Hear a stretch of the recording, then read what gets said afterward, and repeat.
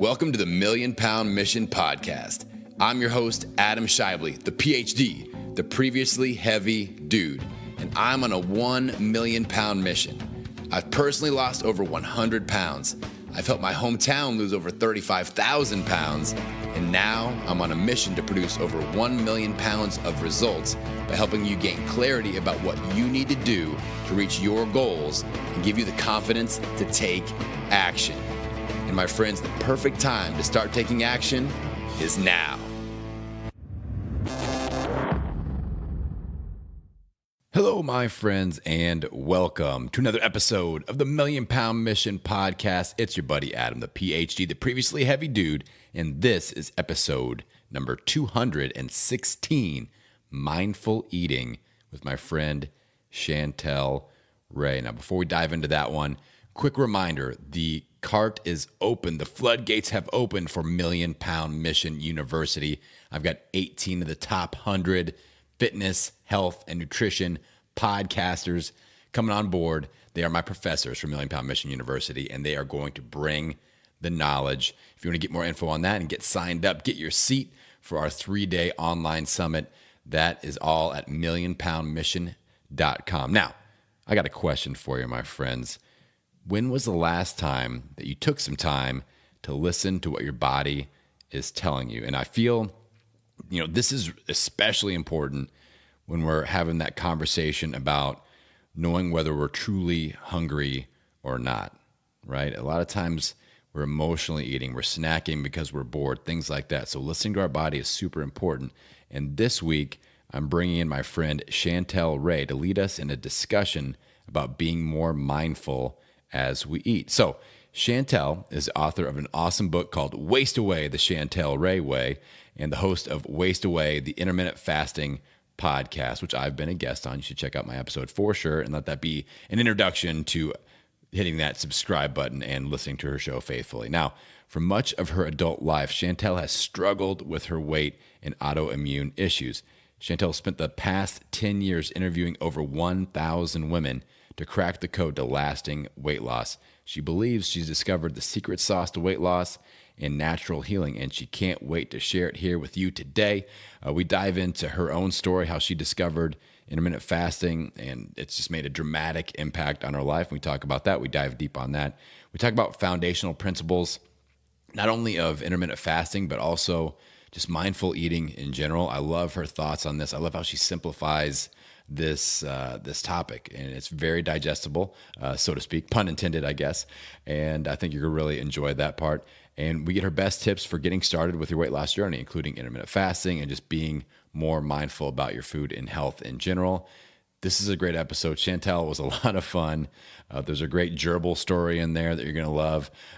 But we had a blast with this one. Our personalities really vibe, and I think you're going to enjoy it. So without any further delay, let's jump into episode number 216, Mindful Eating, with my friend Chantel Ray. All right, Chantel, welcome to the Million Pound Mission Podcast. How you doing today, my friend? I'm so good. Well, I've a suspicion that this is going to be a really high energy episode. I've listened to your show, and I know that you bring the energy and you have a good time, and I enjoy bringing the energy and having a good time as well. So I wanted to kick it off and just have you tell us the story about how you discovered intermittent fasting, how you reclaimed your health through these methods that you discovered, and how that's impacted you so far. Yeah. So I basically have always gained 10 pounds, lost 10 pounds, gained 30 pounds, lost 30 pounds, just kind of always on this roller coaster of gaining, losing, gaining, losing, gaining, losing. And I finally decided to just start interviewing people who have been thin their whole life and they've never had a problem with food. And so I just interviewed over 1,000 women and I said, hey, what'd you do? What'd you eat? Breakfast, lunch, dinner, what'd you do? And then I just started reading the Bible, and I read every Bible verse about weight loss and food. And that's what kind of got me into, I lost 40 pounds and I've kept it off and haven't regained it. Nice. Now, you have a podcast where you focus a lot, it's general health. It's about health optimization, but you focus a lot on intermittent fasting. That seemed to be a tool that has really been helpful to you. What would you say are some of the foundational principles of being effective with intermittent fasting? Well, you know how all these trainers, like, I think a lot of them are changing now, but they used to be like, listen, you need to eat, 7 small meals every 2 hours, a little bit of chicken, a little bit of broccoli, a little bit of sweet potato, you got to portion it out. And all of that stuff makes you obsessive compulsive, and it's like, I don't want to be obsessive compulsive. I want to be a naturally thin eater that eats when I'm hungry, I stop when I'm full, and I eat what my body's telling me to eat, and I'm eating whole foods and not tons of processed foods and junk. Right. And so I just started interviewing these ladies and saying, what do you do? And then that's what created my book, Waste Away, the Chantel Ray Way. Waste Away, the Chantel Ray Way. If you ever need voiceover work, just hit me up, Chantel. I know, you're really good at it. I play around with the voice work. So you mentioned being able to discover when you're truly hungry. I feel like this is a huge issue for people. Like, I see my children, I have young children, and I see them connecting, like, I sit down and watch TV and I eat, and instead of I eat when I'm hungry. So what are like some of the signs, or what are some of the steps that you took to be a little bit more mindful and be present with your hunger signals? Yeah, so in my book, I have something called the hunger scale, and 0 is hamster hungry. And I had a friend when I was younger. This is a really disgusting story, but one of my friends, she left her hamster, and the hamster had babies, and she forgot to give food to the babies, and she had gone on vacation for like a week, and I guess the babies died, and then the hamster ate the babies. So when she got home, she was like, where's the babies? Whoops.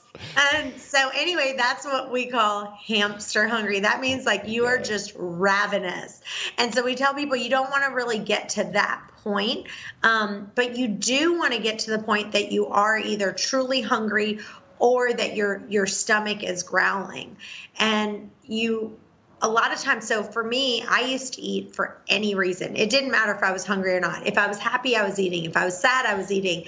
If there was a party, someone would bring in donuts, I was eating. It didn't matter. And so really getting to that place of going, is my stomach growling? Am I truly hungry? And what fasting does is it teaches you to learn how to be hungry, not these crazy 2 meals. I'm going to have 2 meals a day and this, that, and the other. So your general game plan when you're fasting, like what I hear a lot, and I get a lot of questions about the fasting window itself and like defining that, and should I be doing 4 hours, 8 hours, 10 hours, 12 hours? So do you define your window just by when you're hungry, or do you actually have like certain hours that you're trying to consume food within? Yeah, for me, I try to eat in about a 6 to 8 hour window, and it just really depends on my hunger scale, if I'm hungry or not. And a lot of people are like, fasting, that's not good for you, blah, blah, blah. Or my doctor says I shouldn't fast. And I go, the Bible talks about fasting over 70 times. The Bible is our owner's manual for life. Okay. And so if God told us to fast, it's not bad for you. And there's studies after studies after studies of how fasting heals your body. And so for me, sometimes I eat, usually I start my first meal around 12 and I end around 6. Or if I'm doing an 8 hour window, it'll be from 12 to 8. Or, if you're the type that likes to drink wine, you could do 1 to 9. Some of my skinniest friends, they don't start eating until like 2, and they go from like 2 to 9 is about their kind of window. Yeah. So, is that something that you stress out about? Like I have to be consistent with that. Okay. No, I'm not stressed out about it. I just kind of have that in the habit. And that's, again, like if you're starting to stress about it and making, like, the whole thing is, no one should be obsessive compulsive, but at the same time, honestly, more than 2 meals a day, you don't need it. like it's just too much food. Yeah. And so like I'm eating a lunch and then I'm eating a medium-sized lunch and I'm eating a small dinner. But what I also say is there's times, let's say I go out to lunch and I didn't mean to, but I ate more than I should have and I ate a really big lunch. Then that might be the only thing I ate for the day. Why? Because I'm not hungry for dinner. Right. Right? Like, Right. because you ate such a big lunch, you won't be hungry. So get out of this mindset that you're thinking, oh, I've got to eat dinner because it's 6:00 or I have to eat dinner with my family. There's tons of times I sit with my family at dinner, I watch them eat, and I don't eat. Why? Because I'm not physically hungry. If my body's not hungry, why do you want to eat? That's a huge point. I talk about that a lot on the show, where like people tend to obsess and they really get stressed out about the dynamic of that family dinner and that relationship with, they think everybody should be eating the same thing, or if their husband is eating something that they should be eating the same thing, or the husband is upset if the wife or the spouse, there's all this bickering and judgment back and forth. And I'm like, you sit down to connect. It's not about what you're putting in your mouth or what I'm putting in my mouth. It's about being together. So, everybody try to do their own thing and be healthy in their own way. But, I think we need to leave the judgment off the dinner table. You can pass the judgment plate, right? Yeah. And a perfect example that happened to me. So like sometimes, like one morning I woke up and it was like around 9:00 and I was just really hungry. And I was like, I'm eating something because I'm just ravenously hungry right now. And I had totally forgot that I had a lunch that day at 11:30. And so it was like a big group of my girlfriends. We all had lunch and they're all my friends are thin. So we were sitting there and I was like, I'm not eating. And they weren't like, see, my friends weren't be like, oh, why aren't you eating? Like, come on, just have something, have a little something, da, da, da. They looked at me and I was like, I ate at 9:30. And they were all like, what? You ate at 9:30, right? But I was like, yeah, I'm just not hungry. But none of them said, oh, come on, just have a little something, blah, blah, blah. Keep doing that. Why? Because they're my true friends and they know I eat when I'm hungry. I stop when I'm full. And I'm not going to eat just to sit down. I'm connecting with you. And guess what? Because I'm not stuffing my face, I actually can talk more and can connect with you. Yeah, I love that. And I feel the exact same way. I feel like, again, people that are on that weight loss journey, that transformation journey, they get some of those friend groups that do the opposite of what you just described. And they're out there trying to, force feed them and make them feel guilty. But a lot of it is just that person's own stuff coming out, their own, stuff that they're not willing to deal with yet. And they're feeling, that owned guilt on themselves. And they are just kind of projecting that on you. So that's always a bad deal. But, in that situation, I feel like communication is important. Sometimes you set the record straight and sometimes it creates little friend fights, but we can get over that eventually. So with, you mentioned that you are, you have your schedule, but I also know that you are an entrepreneur. You're super busy. You're a real estate professional. You've got different podcasts going on. So what are some tips for people that want to incorporate intermittent fasting, but they have kind of a crazy schedule? Do you feel like I feel like it's important? The thing is with intermittent fasting, it's like, are you kidding me? That is the best thing for your schedule. Because think about it. If you have one of these trainers that are like, yes, okay, you need to prepackage your meal. You need to do chicken and broccoli. It's got to be 4 ounces. You've got to measure it out. Now we have to have 3 almonds. I mean, it's just, that takes up more time. If you're only eating 1 meal a day, do you know that is like, talk about so much time off your plate. So it actually, if you're worried about your time, this actually saves time because it's cutting out, you're eating either 1 meal a day or 2 meals a day and not planning all these extra snacks and meals. So it definitely saves time if you're busy. For me, it's fantastic. And the key is that you want to eat what you really want. One of the things that I talk about in my book is about my assistant. We went out and we got a pizza one time, and I got a pizza. And so I ate like 2 small slices of pizza, and I was full and I was done. And then she got a grilled chicken salad that was huge. And when she was done, she goes, this salad just didn't cut it. I was trying to be healthy. Can I have the rest of your pizza? And I was like, yeah, sure. But like, if you look at how many calories she just ate, she ate this huge grilled chicken salad that had tons of dressing all over it. She probably had 900 calories worth of salad thinking she was, quote, good, right. Then ended up eating my pizza. So the difference is though, now my health is just so important to me. And so I'm eating cleaner and cleaner, but how I originally lost the weight, I truly ate whatever I want. I had some thyroid issues, some autoimmune issues. So now my eating is very, very clean now.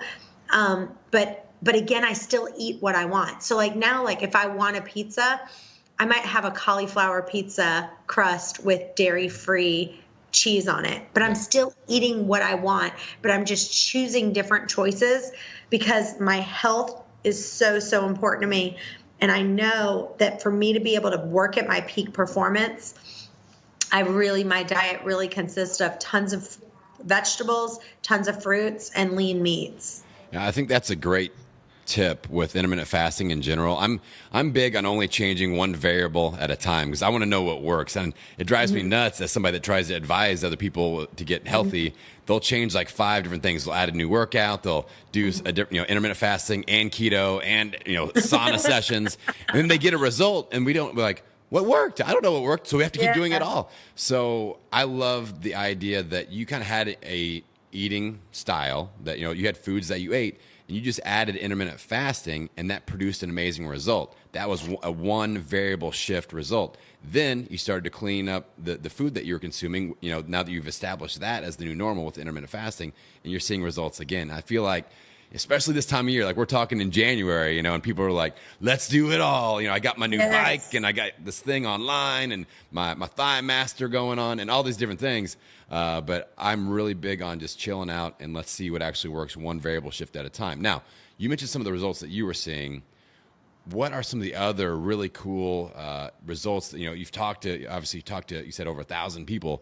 When people are when they're incorporating intermittent fasting, what types of results or surprising things are you seeing that might get people fired up about it?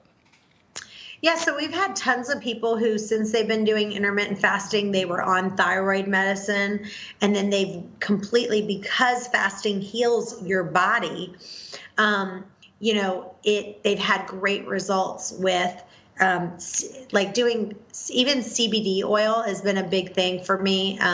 If you go to my webpage and go to chantelray.com/CBD, but as far as doing some things with essential oils and that sort of thing. But I think the main thing is how do I feel when I eat this? So that's a big thing for me. And it's just unbelievable. People don't realize the power that fasting has on healing your body. We've had tons of people who are taking this medicine,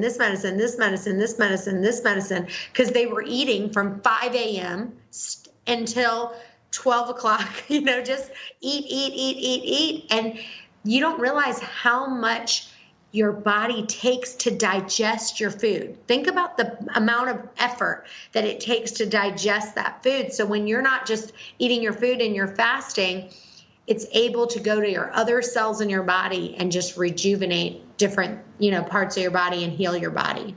Yeah, one of the things I've really noticed since I've incorporated intermittent fasting is my sleep is a lot better, just because of the whole digestion thing. Like, I make sure I've got a couple hours of space between last meal and when I go to bed, and that just seems to make all the difference. And then my body, like you said, isn't diverting all that energy towards digesting food all day long, and I sleep really well. And I notice I dream, like those vivid dreams. You deep sleep, and you get those dreams that you actually remember when you wake up in the morning. That's always a sign to me, like, okay, that was a solid night of sleep. Yeah. Now you mentioned the oils. You got a lot going on. Like you seem to, like we mentioned a second ago, you've kind of kicked things up a notch with your overall health, your longevity focus. So what other things are you kind of diving into now that you've established the passion for intermittent fasting? And, we have essential oils and things like that. What else are you diving into? So a lot of people ask me about drinking, like drinking their calories in their window. And that's why, so like, remember when I told you, for whatever reason, I'm not a big wine drinker, okay? But every one of my friends are like wine. They just love like their wine at night. Yeah. That's a big deal for them. And so I started researching and I was like, do you know that the FDA does not regulate wine at all? That means that there could be 20 other chemicals and different things in your wine. There could be, they could put whatever they want in there, but there's no regulations. They don't have to put what's in that wine. So everyone just thinks, oh, wine is just grapes. No, it's not. And you don't even know what's in there. And so even some of these organic wines, their grapes are certified organic, but then the process and all the chemicals that they add to it. So one of my friends said to me, I said, I don't really drink wine because when I drink even a half a glass, I wake up the next day, I have a headache, I don't feel good, I just don't like it. So she said, okay, I want you to try this one glass of wine and wake up the next morning and you're not going to have a headache. She's like, I promise. And I woke up the next day and I felt like $1 million. And so this wine has 75 tests that literally test to make sure there's no chemicals. The sulfites in the wine, there's no added sulfites. That's why when you drink this wine, the reason why you have such a bad headache is all the added sulfites. Some of these wines has 300 sulfites, in there. So you want to make sure that the wine that you're drinking. So if you go to chantelrayway.com/wine, that will give you the link to the wine that I suggest that you buy because it's fantastic. But still, if you're going to drink wine, you need to kind of count that in your eating window. Like that one girlfriend, the one girlfriend that I did so much interviewing on, she doesn't even, these people don't know they're doing intermittent fasting. That's the funny part. It's like they don't even know they're doing intermittent fasting. I just say like, okay, well, what time do you start eating? She's like, well, you know what? I'm just not a morning person. I usually have coffee in the morning, and I don't eat anything. And I have my first snack around 1 or 2 o'clock, but she drinks, my one friend that's super skinny, she probably has at least 1 glass of wine every night, sometimes 2, or most nights she does, maybe not every night, but like Wednesday, Thursday, Friday, Saturday, she's having, wine with her meal, but she's drinking clean wine. And so you want to count whatever is a caloric drink is within your eating window. Yeah. So that brings up a good point. This is another thing I get a lot of questions about and people stress out about is what liquids are approved outside of my eating window. So you establish an eating window. Is it okay to have coffee? Like some people do the fat fast. I'm like, well, if you're putting calories into your body, that's not fasting. But like, what do you recommend or what do you see people having success with outside of the eating window? So with the eating window, I do have I'm not a huge coffee drinker, but sometimes I'll have, if I'm like, okay, I got to really get myself together this morning, I'll have a cup of coffee and I'll have a little bit of non-dairy creamer in it. And I don't stress out about that. Yeah. You know what I mean? It's a little bit of non-dairy creamer. It's probably like 30 calories.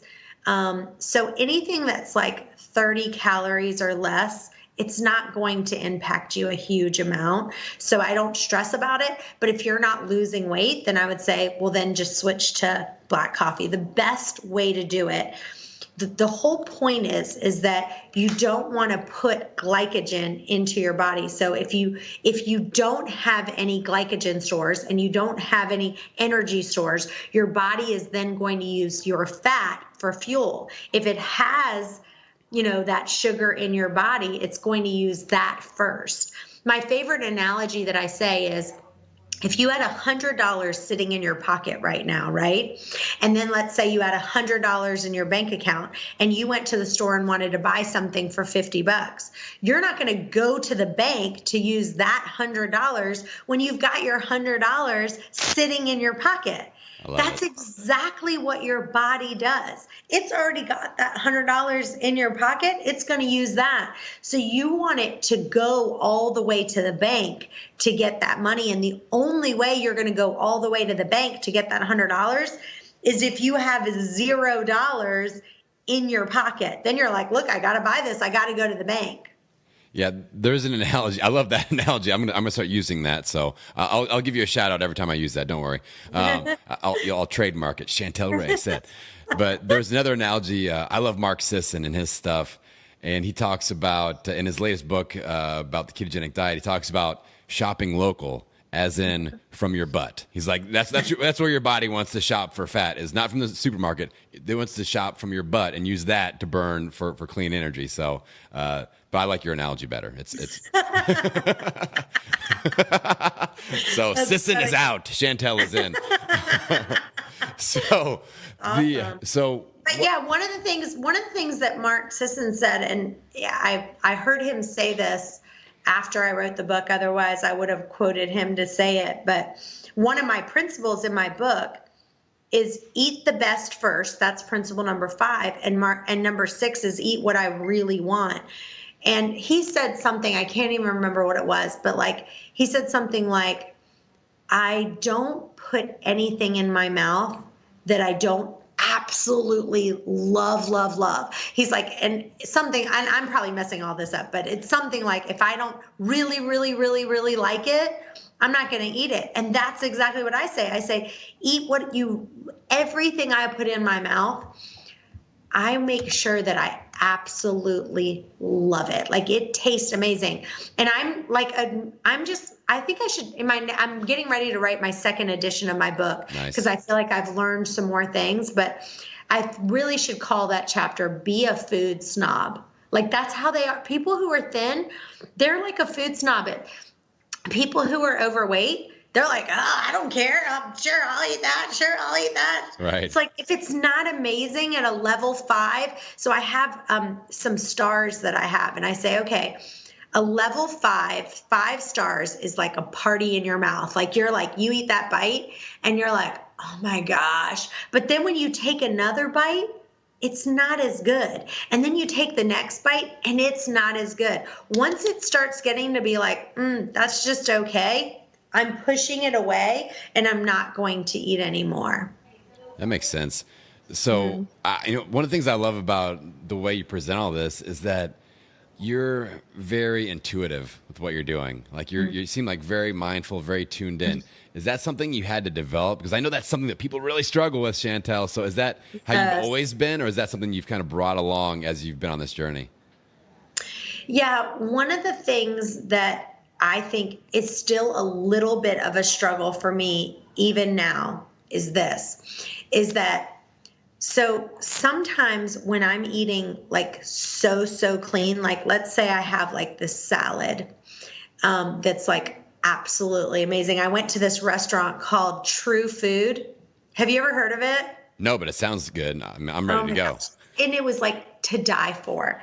And I was sitting there eating it, and I felt like I ate a tiny bit more than I should have. And the thoughts I was having in my head was like, I don't have a True Food. These are the kind of things that, go in your head. I don't have a True Food in Virginia Beach. I'll never be able to get this salad again.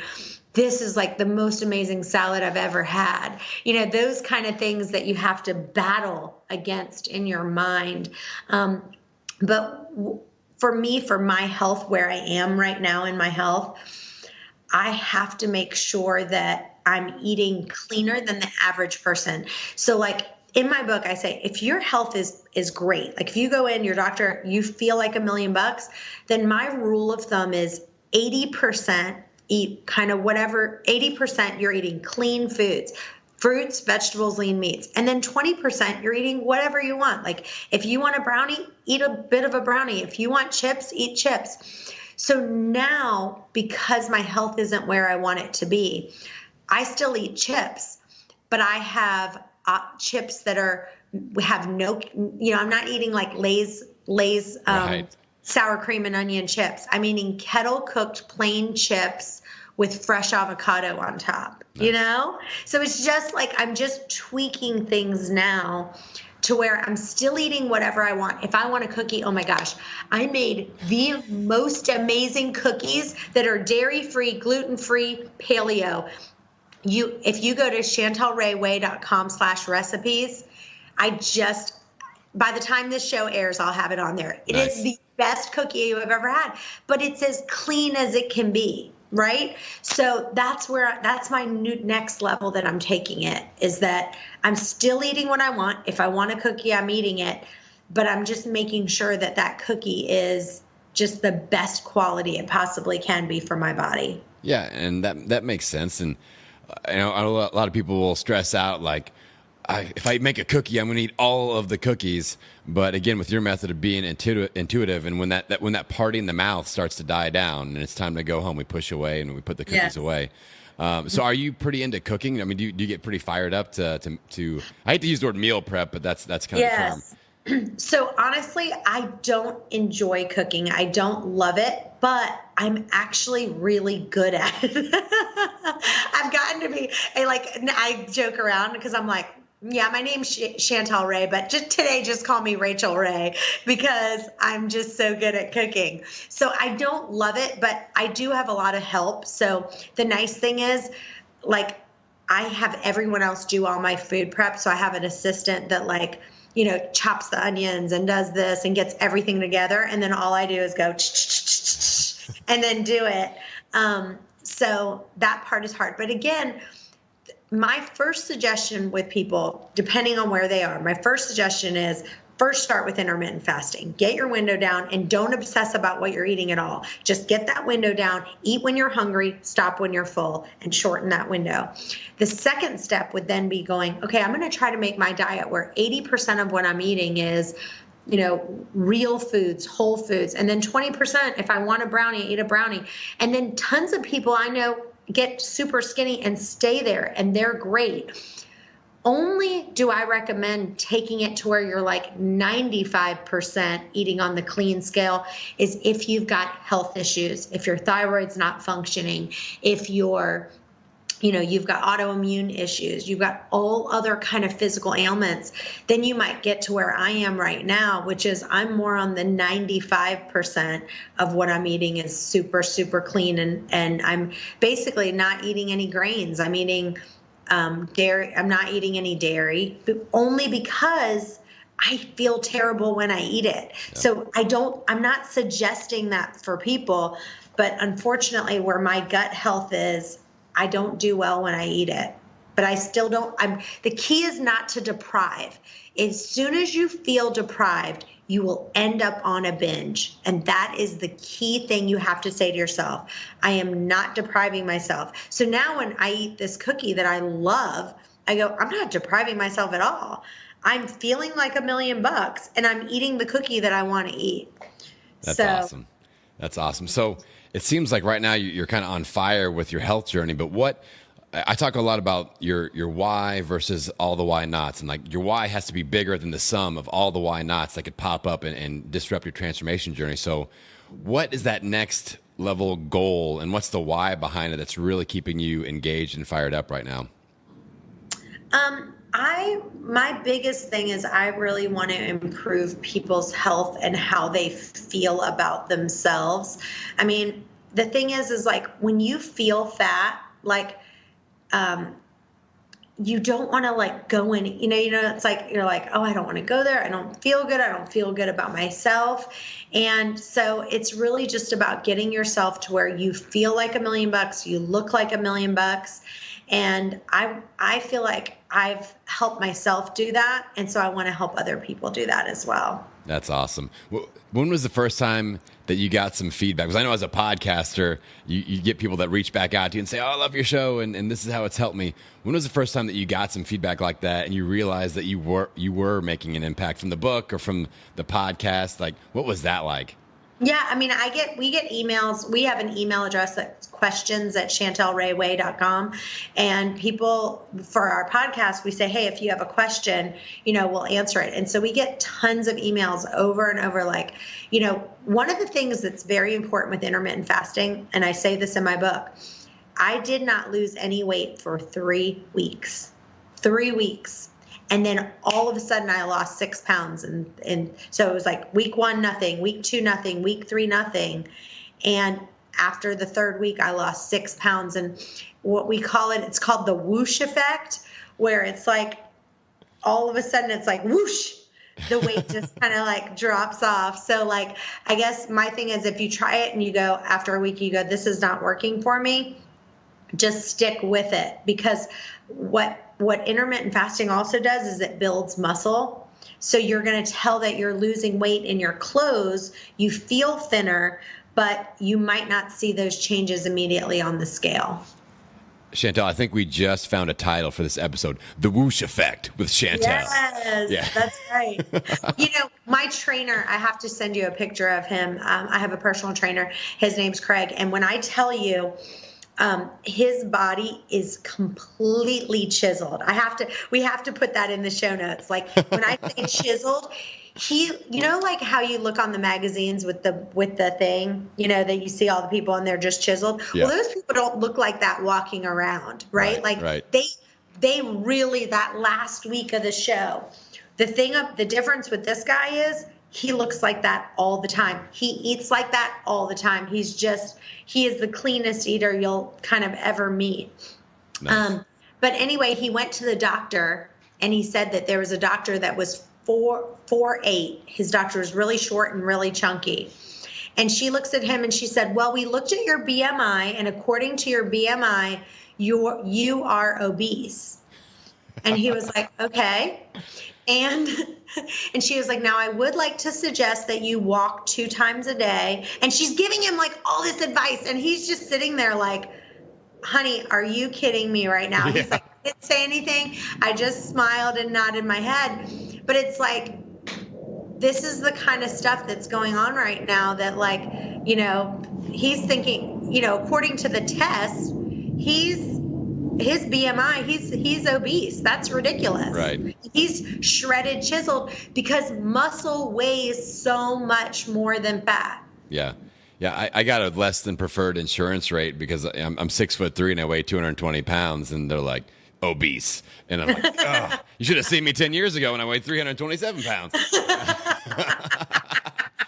And then the advice that the medical professionals are giving, it's just like blind advice, like as if that doctor couldn't look at your trainer and just see, you know. He's chiseled. Yeah. And he was wearing one of those things. He said, I said, well, did she see you with your shirt off? He's like, well, it was half off. He's like, because, you know, it was one of those gowns, you know, that you put your hands in and the whole back is open. If you looked at his back, it's like just shredded. And she's sitting there going, well, I would like to suggest you walk twice a week. How about I do 1,000 push-ups instead, doc? Oh, man. Yeah, it gets frustrating, but I do feel like, you know, to give our medical professional community a shout out, I feel like the tide's turning a little bit. More people are coming on board. You hear a lot of doctors talking about ketogenic diet, intermittent fasting, you know, higher fat, lower carb type thing. So that it is coming around. So I feel good about the momentum that's shifting a little. But we still have some of those people that are just blind to it, and that always sucks because we get less than preferred insurance rates. Dang it. So, Chantel, I want to make sure that my audience can get connected with you. We mentioned you have a couple of podcasts. You've got a great website. The website is awesome because it's just a ton of free resources. So mention that one more time. What's the best way to get connected to you and your information? Yeah, it's just ChantelRayWay.com. That's ChantelRay way.com. Excellent. Well, Chantel, I like to leave my audience with some action. All right. You've inspired them. We've laughed. We've cried. We've been inspired. Let's say somebody is out there that was just like you before you started to gain some momentum. That person that's gaining weight, losing weight, back and forth, feeling frustrated, kind of feeling lost. What's one action step they could take in the next 24, 48 hours to start to gain some traction and get some momentum going? So the people that we've seen that have the best results, believe it or not, are people that have gone and got my audiobook on Audible and listened to the audiobook like 3 and 4 times. And they just listen to, you know, every day in the morning, they're listening to 10 to 15 minutes. So they're getting their mind right. They're getting back on track. They're getting motivated. And every day they're listening to it. And we have people who now they're like, every day I listen to the podcast, I listen to the book, and I just do it for 15 minutes a day because it's that reminder of, hey, I do want to wait till, I'm truly hungry before I'm eating. And it's just putting that in your mind. Reading the book one time is not going to do it. You've got to be listening to it. You want to ingest it. You want it to be like where you're constantly reminded of all of those principles. And these principles are truly how thin people who have naturally been thin their whole life, how they eat. Amazing. Well, Chantel, I know you're super busy. I was really excited to get connected. I appreciate your time. I appreciate that energy. And I appreciate you adding some of that special Chantel Ray mojo to the Million Pound Mission podcast today. Well, it's been a blast, and I really appreciate you having me on.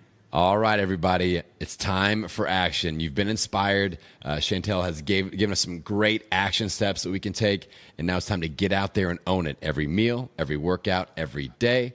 I'll see you on the next episode. Hey, thank you for hanging out after the episode. I hope you enjoyed that conversation with Chantel Ray.